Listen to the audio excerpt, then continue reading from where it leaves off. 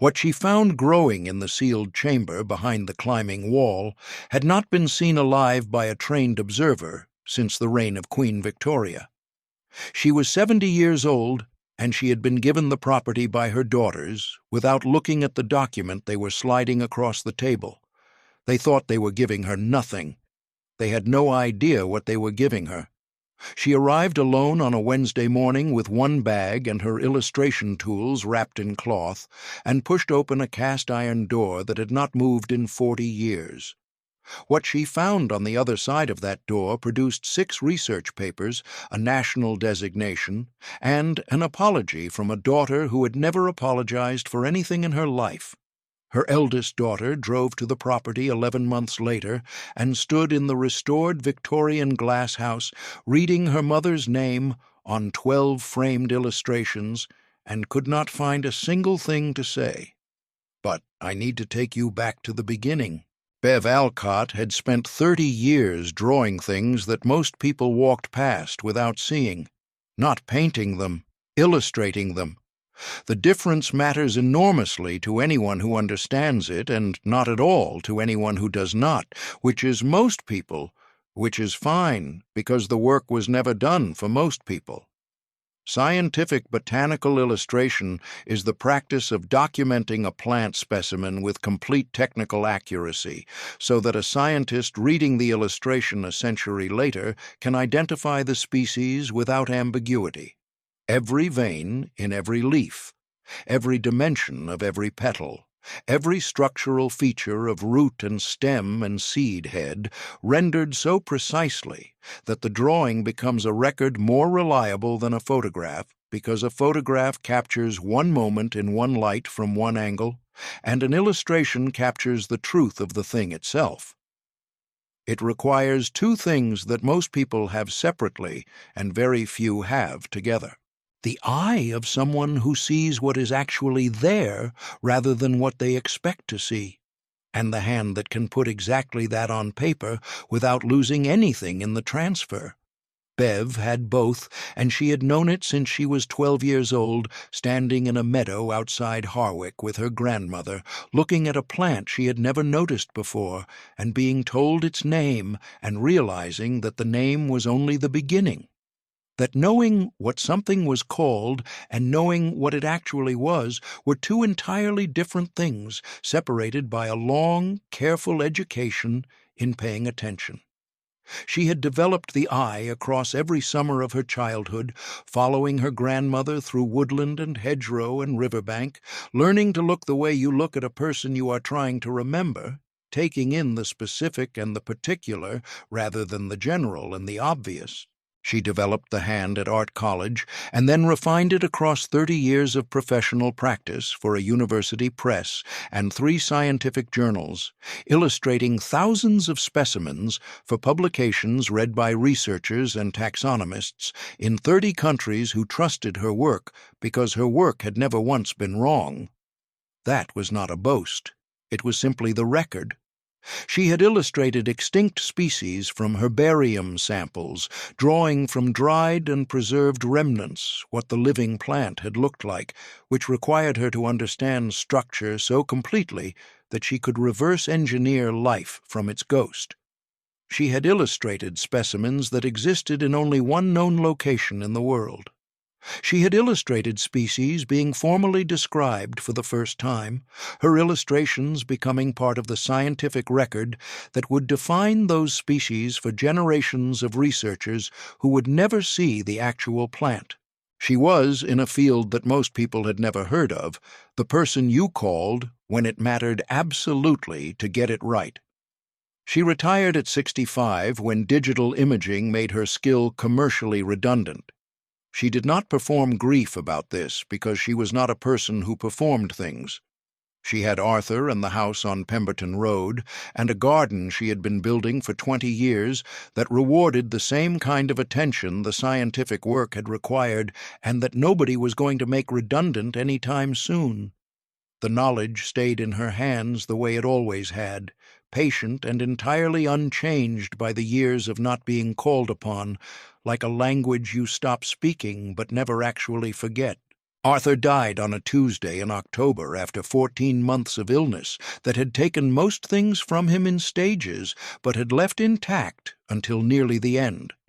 His specific way of sitting in his reading chair by the window in the late afternoon light, slightly turned toward the garden, one hand on the armrest and one in his lap.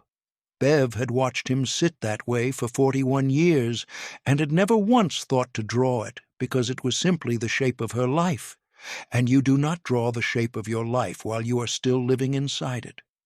The night of the funeral she sat at the kitchen table with her illustration tools spread in front of her and drew him from memory.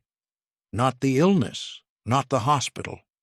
Arthur in his chair by the window in the late afternoon light, the way he had always been, the specific angle of his shoulders and the weight of his hand on the armrest, and the quality of attention he gave the garden, even when there was nothing in particular happening in it. She worked for 2 hours, every line exact. She did not need to check a photograph because she did not need a photograph. She had been paying attention for 41 years.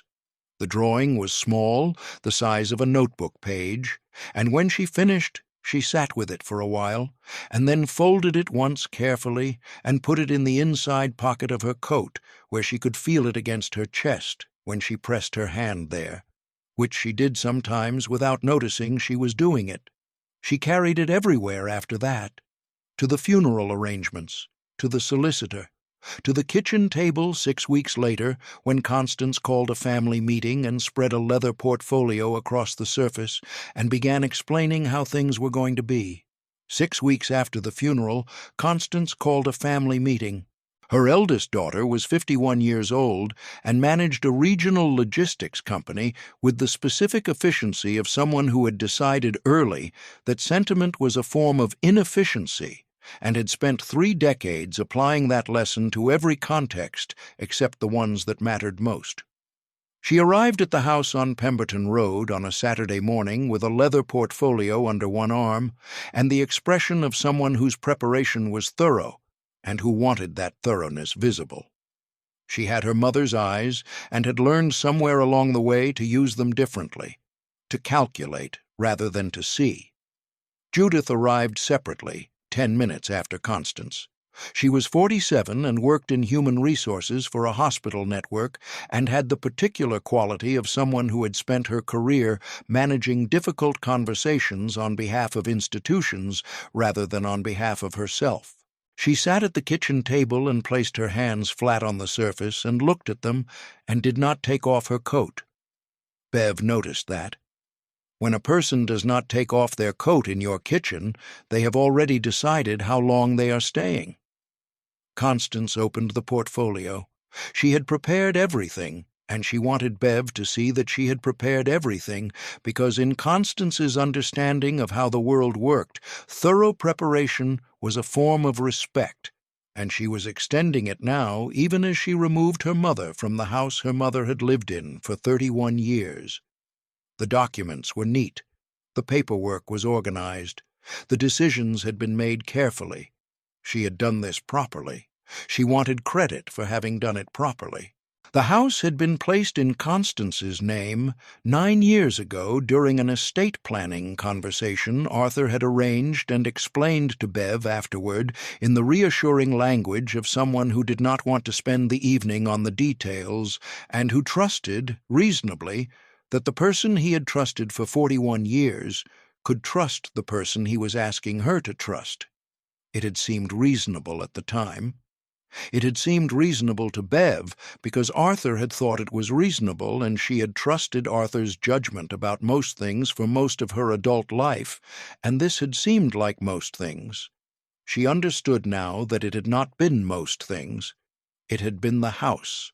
The joint account had been consolidated into a family trust Constance and Judith administered jointly, for estate management purposes, Constance said, in the tone of someone using professional language to make a decision sound like a process. The car Judith needed for her commute because her own had become unreliable. Constance said this as though it were a practical observation and not a transfer.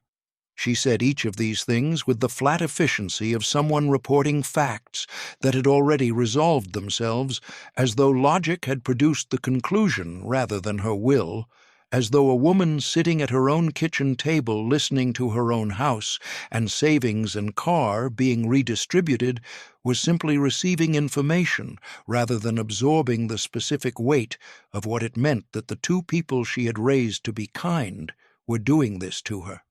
Bev watched Judith's hands while Constance talked. They pressed hard into the table once, both of them simultaneously, the involuntary pressure of someone absorbing something they have decided not to show on their face. Then they released and stayed flat, and Judith looked at the space between them and did not look at her mother. She was 47 years old, and she had sat in difficult conversations for her entire professional career, and she had learned to manage her face during them, but she had not learned to manage her hands, and her hands were telling the truth. That single pressing was the most honest thing in the room. Bev asked what was left. Constance slid a document across the table without looking at it. The specific gesture of someone passing something they have already decided is worthless, not with carelessness exactly, but with the absence of attention that comes from having moved on in your mind before the conversation has caught up. 3 acres of land outside the village of Thornwick, 40 miles east, with a Victorian-era ornamental glasshouse complex on the northern portion. Arthur's family had owned the property since the 1950s. Constance said the glasshouse was partially collapsed, and the land had not been maintained in decades, and the assessed value was below the outstanding property taxes, and that they had decided to let Bev keep it since it was technically the most significant remaining asset in Arthur's estate, and they had no use for it. She said it with the flat generosity of someone giving away something that costs them nothing. Bev picked up the document and looked at it for a moment, and then folded it once and put it in her coat pocket beside the folded drawing of Arthur. She also took from her bag the illustration tools she had brought with her that morning without quite knowing why, wrapped in their worn cloth roll, the same tools she had used for 30 years and had kept on the studio shelf for 5 and had carried today because she was a person who brought the tools she might need, even when she could not yet identify what she might need them for. She put the cloth roll in her other coat pocket because they were the 2 things in the room that felt like they belonged to her, and she was not leaving either of them behind. She thanked her daughters and left the house on Pemberton Road for the last time. She drove to Thornwick that same afternoon, not because she had a plan, but because she was a person who moved toward things rather than away from them, and sitting in the house on Pemberton Road with the deed in her coat pocket seemed worse than going to look at what the deed was for. The property sat at the end of a lane that had not been regularly driven in years, the gravel overgrown at the edges with low scrub, the hedgerows on either side growing inward until the lane was more of a tunnel than a road. She drove slowly. The 3 acres were enclosed by a stone wall in various states of repair, some sections solid and some sections reduced to rubble that had been absorbed into the hedgerow over the decades. The cast-iron gate at the entrance was rusted at the hinges, but swung open when she lifted and pushed simultaneously, which was the kind of thing you learned to do with old gates. The main glasshouse was visible from the gate, a Victorian cast-iron and glass structure perhaps 30 meters long, its ridgeline intact on the western 2/3, but collapsed entirely on the eastern third, where the framing had given way at some point in the previous decades and taken the decorative glass cladding with it. Climbing plants had consumed the collapsed section entirely in the years since, a solid wall of ivy and old wisteria and something else she could not identify from this distance, growing so densely over the fallen structure that the collapse itself had become invisible beneath the growth, like a wound that had been covered over and forgotten. She stood at the gate and looked at it for a while before going in. The intact western section still held most of its original glass, Victorian hand-blown glass, slightly greenish with age, thick and impure in the way that glass made by hand always is, full of the tiny inconsistencies that make it bend and warm the light differently from modern glass, scattering it rather than simply passing it through, giving it temperature and weight. The afternoon light coming through those old panes fell across the stone path inside in broad, warm sheets that shifted slowly as the sun moved, and Bev pushed the side door open and walked into one of those sheets and stopped. She pressed her palm flat against the nearest glass pane. She felt something in her hands she had not felt in 5 years, the specific readiness of someone whose skill has found a space that deserves it. The interior of the intact section was overgrown, but entirely alive. Decades of self-seeded plants had colonized every surface available to them. They grew through cracks in the flagstone path. They climbed the iron framing. They spread across the bases of the original decorative stone planters that still lined the interior walls, their roots threading into whatever gaps the stone offered. Most of what she saw was familiar. Ferns that thrived in enclosed humid spaces, ivy that would grow on anything that held still long enough, a large self-seeded elder that had somehow established itself in the corner nearest the collapsed section, its roots finding whatever moisture the drainage offered. The plants that grow everywhere, they are not deliberately removed because they do not need permission and they do not need care, and they have been waiting for exactly this kind of vacancy. She walked the length of the intact section slowly. She was not cataloging. She was looking. There was a difference that mattered to her, and that she could not have explained quickly to someone who had not spent 30 years distinguishing between the two. Cataloging was what you did when you already knew what you were looking for. Looking was what you did when you did not yet know what was there. She looked. Most of what she saw was common, but not all of it was. She moved slowly along the stone path, reading the plants the way she had always read them, not looking for what she expected to see, but at what was actually there. She crouched beside a specimen growing in the crack between the stone path and the iron base frame and looked at it for a long time.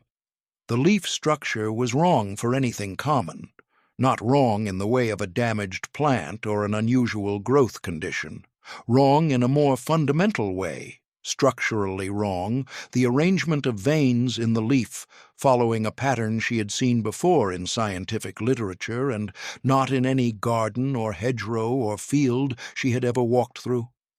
The stem had a specific junction angle that she recognized from an illustration she had produced herself 22 years ago for a paper on extinct Brassicaceae species. She looked at it for a very long time without touching it. Then she took her sketchbook from her bag and made a quick field note, dimensions and structure and color observed, dated in the corner the way she had always dated field notes, and stood up and walked to the collapsed eastern section. The wall of climbing growth was 3 meters tall at its highest point, and so dense that pressing her hand against it felt like pressing against a solid surface, the climbing stems interlocked over decades into something structural. She could not see through it or past it. She could not see what had been behind it when the eastern section was still standing. She had brought secateurs in her bag because she was a person who brought the tools she might need, and she began cutting at the base of the growth methodically, clearing sections from the bottom up, working with the focused patience of someone who has learned that the material tells you how to proceed if you stop trying to rush it. She worked for 4 hours. The October light through the Victorian panes moved from afternoon gold to amber to the flat gray of early evening, and her hands ached in the specific way they ached after long, close work, and she had cleared the base of the climbing growth across a 3-meter section and found behind it what she had not expected to find. A stone wall, built deliberately across what had been the open passage between the intact and collapsed sections of the Victorian glasshouse. 2 meters high, the mortar still sound, the stone fitted with the care of someone who intended the wall to stand and understood why it needed to. It was not a repair or a bracing structure. It was a deliberate partition built to separate what was on one side from what was on the other. In the center of the wall, a wooden door. Old pine, painted twice in different eras, the older paint visible beneath the newer at every chip and scrape. A simple iron latch, slightly rusted but not frozen. She stood in front of the door for a moment. She was not a superstitious person, and she did not believe in signs, and she did not think about what it might mean that she was standing at a door in a glasshouse she had owned for 4 hours, looking at a latch that had not been touched since someone had sealed this wall at some point in the previous century. She simply pressed the latch and pushed. The air that came through was warm and moist and carried the specific humid living smell of a controlled growing environment, the smell of a glass house functioning correctly. Beyond the door, the collapsed section was not collapsed at all. The visible collapse was the outer shell only, fallen inward and consumed by climbing plants over decades. But beneath the debris, someone had built a secondary structure, a lower iron frame supporting plain glass panels, ugly and functional and entirely effective, creating a sealed growing chamber, perhaps 12 meters long and 4 meters wide. And inside that chamber, growing in long prepared beds of dark soil under the plain glass ceiling, were plants, dozens of them, arranged carefully by species, each bed edged with small stone markers bearing faded labels in handwriting so small and precise it was almost printed. Bev walked into the chamber. She went to the nearest bed and crouched and looked at what was growing there. She recognized the first species from a monograph she had illustrated in 1991 for a paper documenting plant extinctions. She had drawn it from a preserved herbarium sample, working from something dead to produce a record of what it had looked like alive. The paper had concluded the species was extinct in cultivation and likely extinct entirely. It was growing in front of her. She went to the next bed and the next and the next after that. 7 of the 11 species she recognized immediately, the way you recognize the face of someone you have studied in photographs for years and never expected to meet in person. All 7 were documented as extinct or presumed extinct in the scientific literature she had spent 30 years illustrating. 3 of them she had drawn herself from preserved museum specimens, her illustrations sitting in published monographs, accompanying papers that concluded with the word extinct. She was looking at plants she had illustrated from their dead remains while they were alive. She had been alive while she drew them. They had been alive while she drew them. They had simply been here, sealed in this chamber, maintained by a ventilation system she had not yet located and did not yet understand, growing in beds of dark, prepared soil, tended originally by a Victorian botanist who had understood something that the modern botanical world had not known to ask him. The remaining 4 species she did not recognize at all, which was itself remarkable. In 30 years of professional work, she had encountered most of what the British botanical record contained. Encountering 4 specimens she could not place meant she was either looking at species outside her area of expertise, which was possible, or species that existed in no record she had ever accessed, which was something else entirely, and which made her sit down on the stone floor very slowly. She sat with her back against the wall of the sealed chamber and her illustration tools still wrapped in their cloth roll in her lap, and she understood 2 things at the same time. Augustine Vere, the Victorian botanist whose name appeared on 3 of the stone bed markers in this chamber, had done something that the entire modern botanical world did not know had been done. He had not simply collected specimens, he had cultivated them. He had understood what each one needed, had prepared the soil, had built the sealed chamber, had designed the ventilation system that had maintained the correct temperature and humidity for a century after his death without anyone's help or knowledge. He had done this alone and in private, and he had sealed the door and trusted the system, and the system had held. And she, Beverly Alcott, retired at 65 and given this property by her daughters without looking at the document they were sliding across a table, was the only person alive with the training and the knowledge to document what she was looking at. Not the researchers who would come later. Not the botanists who would sit on this floor and struggle to find words for what they were seeing. Her, specifically. Because she had spent 30 years learning to see exactly this and to render exactly this onto paper with the precision that scientific documentation required. She took from the cloth roll the finest brush she owned. She turned over the nearest stone bed marker to look at its underside. Words were written there in careful English in the same small, precise hand as the labels on the markers' faces.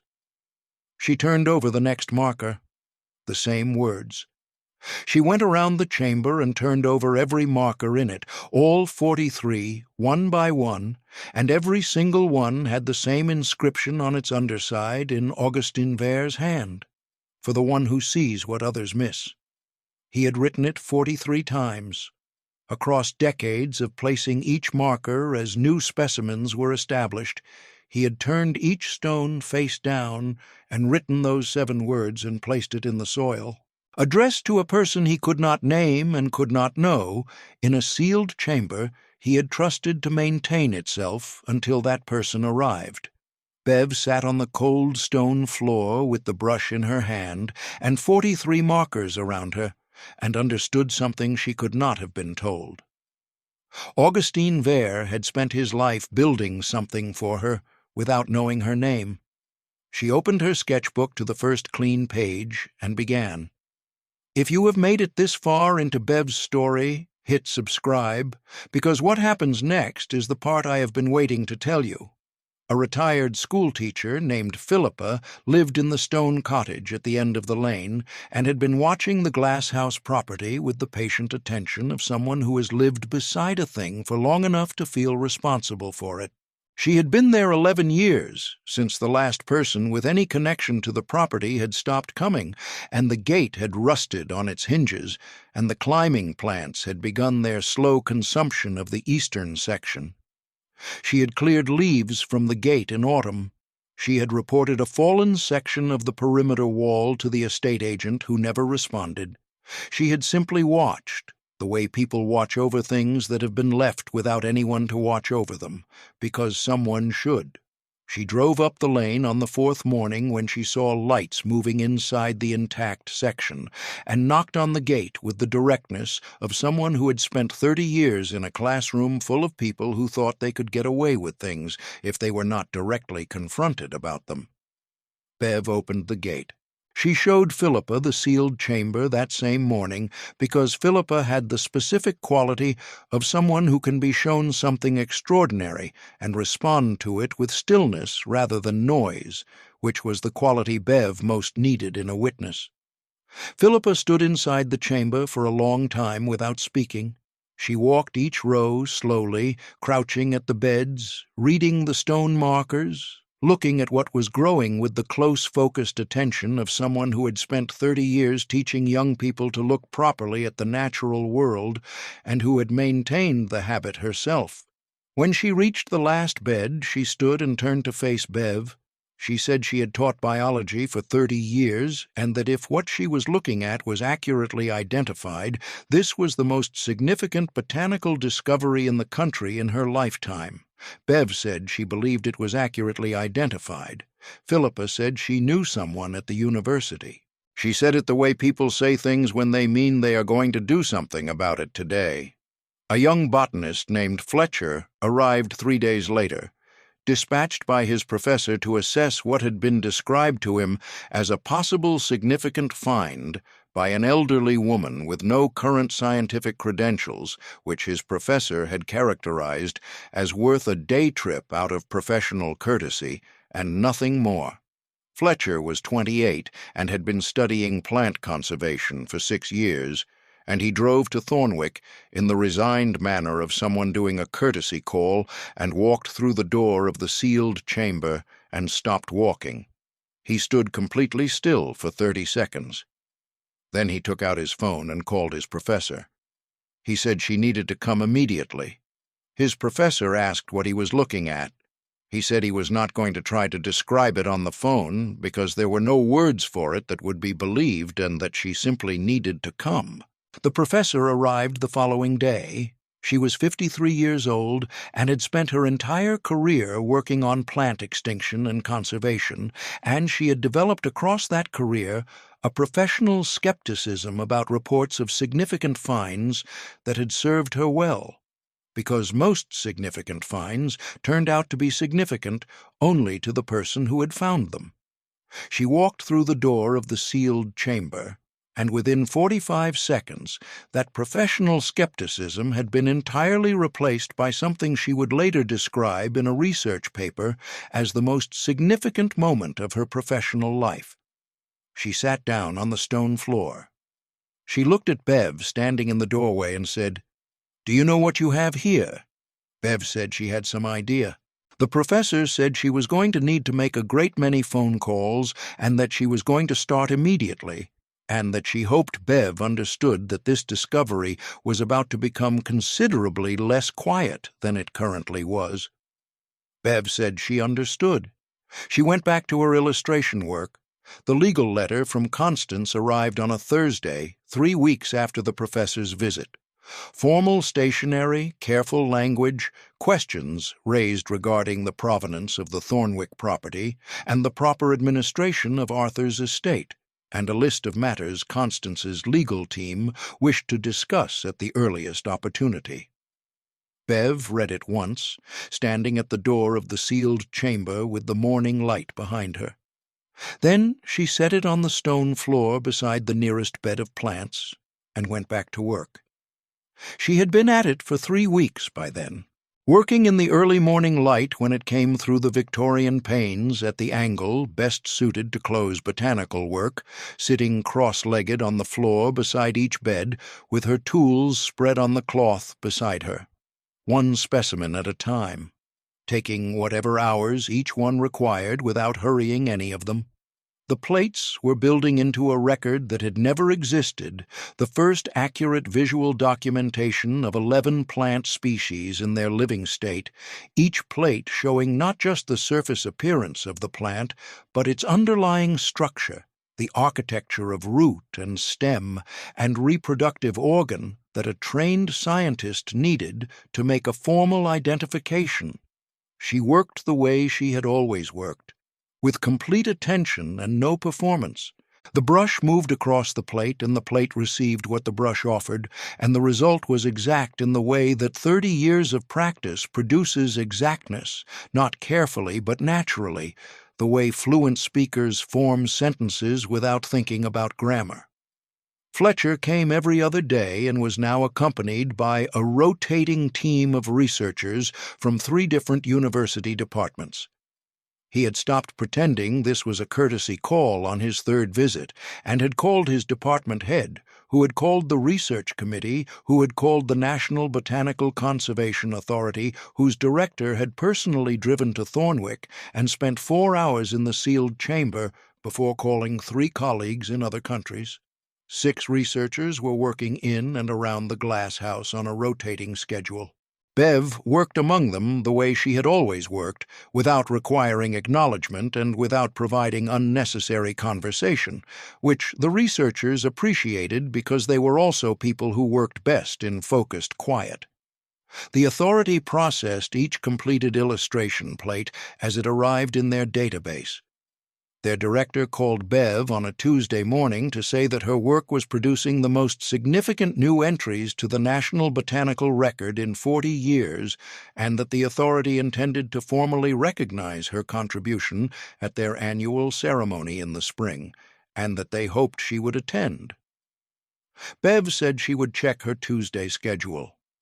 Fletcher mentioned one morning, without particular emphasis, that a family member had called the university the previous week asking questions about the scope of the research and the legal status of the property. He said the university's administrative office had directed the caller to the authorities' public relations team. Bev said thank you and kept working. She thought about Constance reading the coverage. The scientific press had begun reporting on the discovery 3 weeks earlier, first a brief note in a specialist publication, then a longer piece in a broader science journal, then an article that appeared in the weekend supplement of a national newspaper under a headline that described the Thornwick find as one of the most remarkable botanical discoveries of the modern era. Bev's name appeared in each piece as the illustrator whose documentation had made formal scientific verification possible. Her credit line read, "Illustrated from Life by Beverly Alcott." She had not told her daughters the coverage was coming. She had not told them anything. There had been nothing to tell that the solicitor's paperwork had not already said more clearly. The authorities' legal team completed their assessment of the property and initiated formal designation proceedings. Once complete, the site would be protected under heritage conservation law in perpetuity, impossible to sell, develop, or administratively transfer without the authorities' explicit consent. Bev's solicitor sent Constance's legal team a copy of the designation paperwork with a covering note. The covering note was 3 sentences. The property is designated. The research is published. The illustrations are credited. Constance arrived at the Thornwick property on a Saturday morning 11 months after the kitchen table meeting. She parked on the lane and sat in her car for a long time before she got out. The stone wall had been repointed. The gate opened smoothly. A small sign beside the gate read Thornwick Botanical Preservation Site with visiting hours listed below. 3 research vehicles were already parked on the lane at 9 in the morning on a Saturday. She went in. Bev was in the sealed chamber when Philippa came to the doorway and said quietly that her daughter was in the western section. Bev set down her brush and cleaned it carefully and put it in its place in the cloth roll and walked through. Constance was standing in the middle of the intact western section, looking at the framed illustration plates mounted along the interior wall. 12 of them, printed at full botanical plate size, each one showing a different specimen from the sealed chamber in complete and precise detail, each one bearing in the bottom right corner the credit, "Illustrated from Life by Beverly Alcott." She was reading the credits. Her expression was the expression of someone encountering something they had been told did not exist and finding that it does. She turned when she heard Bev's footsteps on the stone path. She said she had not known. Bev said she knew that. Constance said she thought they should discuss the estate, that her solicitor had suggested that given the designation and the assessed significance of the property, there might be questions about how Arthur's estate had been administered. Bev looked at her eldest daughter. She said her own solicitor had addressed those questions and that the answers were in the paperwork Constance had already received. She said the property was designated and protected and that no administrative action could touch it. She said the house and the account and the car had been taken through paperwork she had trusted her daughters to handle fairly, and that she had used the energy she might otherwise have spent on that grievance to document 11 plant species the world had decided were gone. She said she was going back to work. She said Constance was welcome to look at the illustrations for as long as she liked. Constance stood in the Victorian glasshouse for 20 minutes after Bev went back through the inner door. Philippa brought her tea, which she held without drinking. She looked at each plate, read each caption, read each credit. When she left, she did not say anything at the gate. She got in her car and drove back down the lane. Judith called 3 weeks later. Not Constance. Judith. She called on a Tuesday evening and said she had seen the coverage and had called the university and spoken to Fletcher, who had told her what the illustrations meant to the research, and she had sat with that for 3 weeks before calling because she had needed to understand it fully before she spoke. She said she was sorry. She said she had sat at the table with her hands pressed flat and chosen her sister over her mother, and had been sitting with that choice for 11 months, and it had not improved under honest examination. Bev listened. She said the gate at Thornwick was open every Tuesday and Thursday from 9 until 4, and that Judith was welcome to come and see what had been built, and to bring a packed lunch, because Philippa's kettle was unreliable. Judith came the following Tuesday. She parked on the lane behind 2 research vehicles and walked through the gate alone, without calling ahead to say she was coming, which Bev would later understand was deliberate, that Judith had not wanted to give either of them the opportunity to prepare for the visit, that she had wanted to arrive and simply see. Philippa met her at the gate and showed her the intact section first, the Victorian glass and the warm, diffuse light, and the 12 framed illustration plates along the interior wall. Judith stood in front of each plate for a long time, reading the caption, reading the species name, reading the credit line. Illustrated from Life by Beverly Alcott. She read it on the first plate, and then on every plate after it, as though she was checking something, confirming that it said the same thing each time. Then Philippa took her through the inner door into the sealed growing chamber. Fletcher was at the far end of the chamber with a graduate student, measuring root structures on one of the previously unrecognized species. He looked up and introduced himself and spent an hour walking Judith through the beds one by one, explaining each species, what it was, what its survival meant, what the chamber was, and how it worked, and who had built it. He showed her the ventilation system Augustin Wehr had designed, still functioning after a century, a simple arrangement of adjustable panels and thermal convection that maintained the temperature and humidity without any mechanical components that could fail. He said it was one of the most elegant passive climate control systems he had ever encountered, and that he had written half a chapter of his paper about it. Judith listened. She asked questions that were specific and genuine, not the questions of someone performing interest, but of someone actually trying to understand. She had spent her career in human resources, and she was good at listening, and she used that skill now in a room where what was being described was not a workplace problem, but her mother's hidden life. She spent another hour sitting beside Bev in the Victorian section as the afternoon came in through the old glass. Bev was working on the 8th plate, one of the 4 previously unrecognized species, a specimen that had required 6 preliminary studies before she was confident of every structural detail. She was at the point in the work where the brush moved without her thinking about it, where the years of practice took over from the conscious decisions, and the hand simply produced what the eye was giving it. She was aware of Judith sitting beside her on the low stone bench that Fletcher had brought in for researchers to use. She did not look up. She worked. Judith watched. An hour passed. The light shifted through the Victorian panes. The brush moved across the plate. Then Judith said quietly that she had not known her mother could do that. Bev said she had been doing it for 50 years.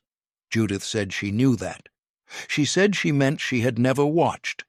She said that knowing something happened and watching it happen were not the same thing, and that she had known for 50 years without once watching.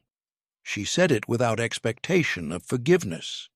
As an observation about herself, stated plainly, the way her mother stated things. Bev set the brush down carefully on its cloth and looked at the plate for a moment. Then she said Judith was welcome to come on Tuesdays. She said Fletcher usually brought lunch, and there was always enough, and Philippa's kettle had been replaced, and the tea was now reliably hot. Judith said she would come on Tuesdays. She did, every Tuesday. By the following spring, the Thornwick Botanical Preservation Site had a waiting list for research access. A postgraduate conservation program had been established in partnership with the university, using the site as its primary field study location. Fletcher had published the first of what would be a series of papers on the recovered specimens, each one co-credited to Bev for the illustration work that made the documentation scientifically complete and legally defensible. 3 of the 4 previously unrecognized species had been formally described and named, their names now entered permanently into the botanical record. The 4th was still being assessed. The National Botanical Conservation Authority held a formal recognition ceremony in April. The director said in her remarks that Beverly Alcott had done what trained institutions with significant resources had failed to do across more than a century of searching, which was to look at something everyone else had overlooked and understand immediately and completely what it was and what it required, and then to do that work with precision and patience and complete disregard for whether anyone was watching. Bev sat in the front row, with Philippa beside her and Fletcher in the row behind, and Judith 3 seats along, and accepted the recognition with the specific calm of someone who has never needed recognition to understand the worth of what they built. She had needed only the tools she had carried in her coat pocket on the day she had nothing else. The drawing of Arthur was framed now and hung on the wall of the sealed growing chamber just inside the door at eye level, where she passed it every morning when she came in to work. Not displayed, present. He was there every day in the room where the plants that the world had decided were not gone, in the room where the work happened, in the room she had built from something her daughters had given away without looking at it. She pressed her hand against her coat pocket on the morning of the ceremony, the way she sometimes did without noticing. The pocket was empty now. Arthur was on the wall where he belonged. She spent 30 years drawing things that were easy to overlook and making them impossible to forget. It turned out she had been practicing. Before you go, I want to ask you something, and I want you to take a moment before you answer. What did it feel like when Bev sat on that stone floor and turned over the first marker and read those words? For the one who sees what others miss. Whatever moved in you when you heard that, I want to know. Leave it in the comments. There is no wrong answer, and there is no answer too small. Tell me where you are watching from today. This community reaches further than I sometimes expect, and I want to know where all of you are. And one more thing. Is there someone in your life who has spent years building something extraordinary that the people closest to them have never once watched? Not something famous, not something celebrated, something quiet and precise and done with complete dedication in a room where nobody ever looked. If that person is still in your life, I hope you find a way to watch, even once. It is not too late to see what someone has been doing all along. Thank you for staying to the end. The next story is coming, and I believe it will stay with you.